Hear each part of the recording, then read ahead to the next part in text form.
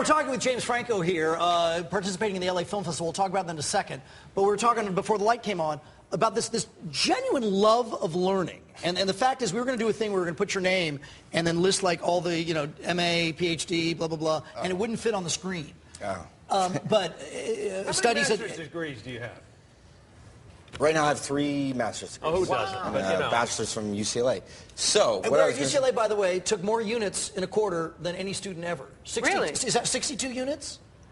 Yeah, some people will doubt it, but you can go to the records at UCLA. Oh, we did. The Crack Entertainment Department was at the registrar. Come on. Are you some sort of overachiever, James Franco?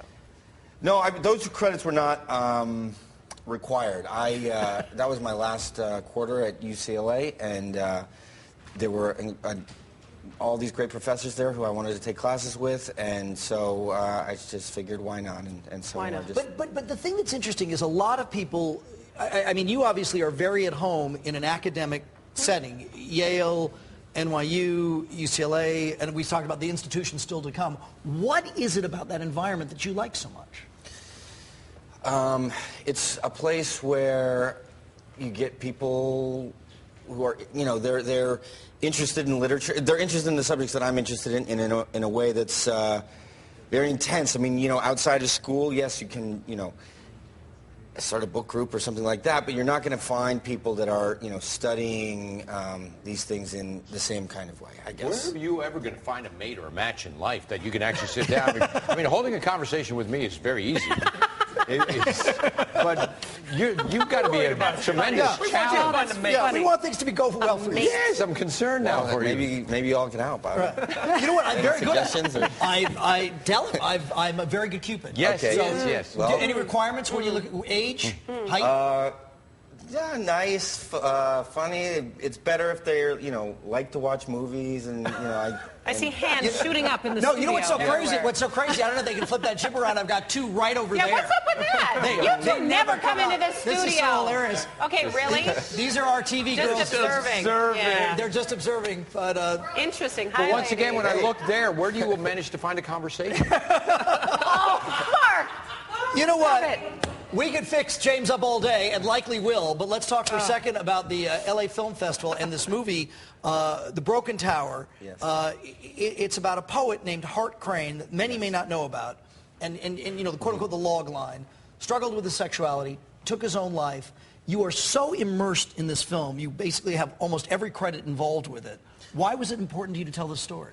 Well, basically, I was, you know, like most of the projects that I've taken on, I was just struck by the story, his story. I read his biography about 7 or 8 years ago, and it just hit me as a story that I thought would be cinematic. So it took me a while to, you know, learn really how to tell stories through film, but I went to film school and learned, and I thought, oh, well, I'll tell this story.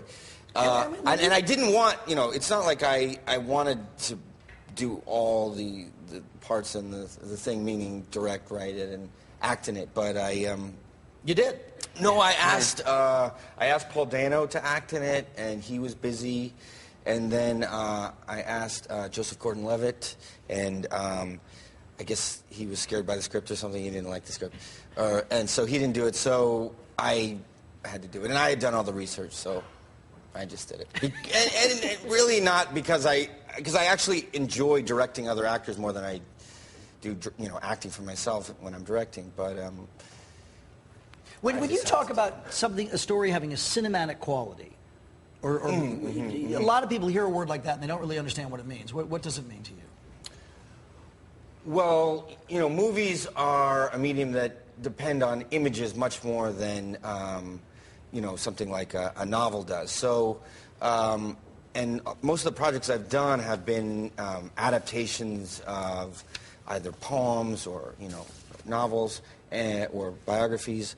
And so you want a story that, I guess when I say that, I mean a story that can give you scenes, you know, give you a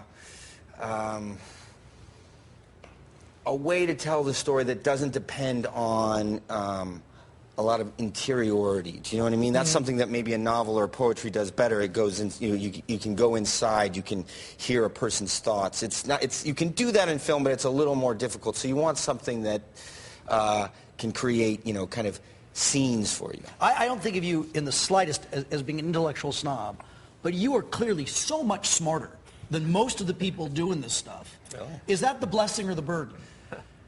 Because you're talking with people, I don't know. You're dealing with people every day who are not remotely on the same plane that you are. I don't know about that. I think including most of the people on it. I think there are a lot of smart people. I kind of feel like I needed to catch up. That's one of the reasons I went to school. It was like, oh gosh, I hated feeling like, wow, what do all those people behind the camera know that I don't know, and why do they get to make all this stuff? So that was one of the reasons I went to school. But a lot of I felt like I wasn't. I admire these choices so much, but a lot of people be like, hey, I'm going to take that Spider-Man paycheck and go to Hawaii for 6 months and just hang out. Why not do that?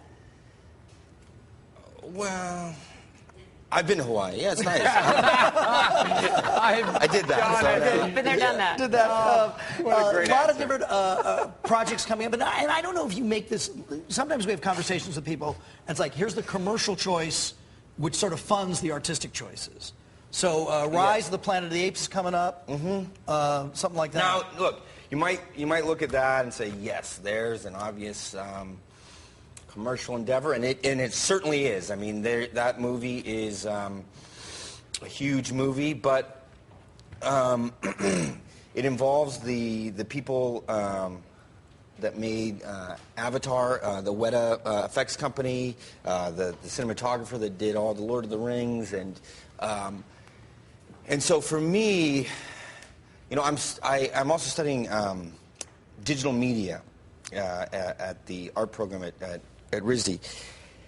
And so that, working with those people is a way of working with people at the top of their game in that field. And it was, and so you can look at it and be kind of a snob, like, oh, it's just a big, effects summer movie and it has no substance. But if you look at it in a different way, it's like, well, that kind of stuff is the substance. That they're finding new ways of telling stories, of delivering these stories to people. And so when I had a chance to work with the people that are the best in that field, and working on a story that it's not Ulysses or something like that, but it's at least a story that has some integrity, and the premise behind the Planet of the Apes series is actually really interesting, and it's a great way to kind of examine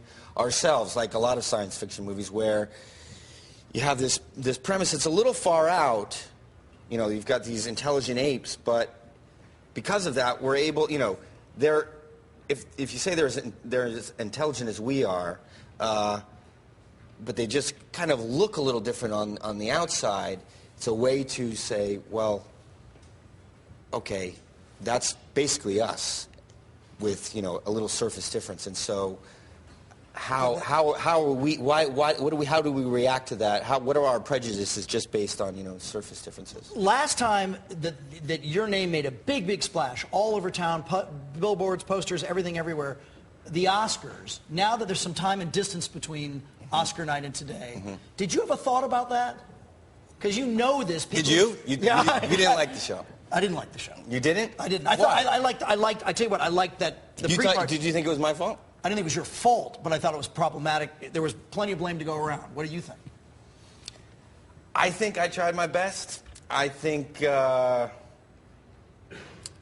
you think about Oscar hosts a lot? Do you put a lot of stock in that?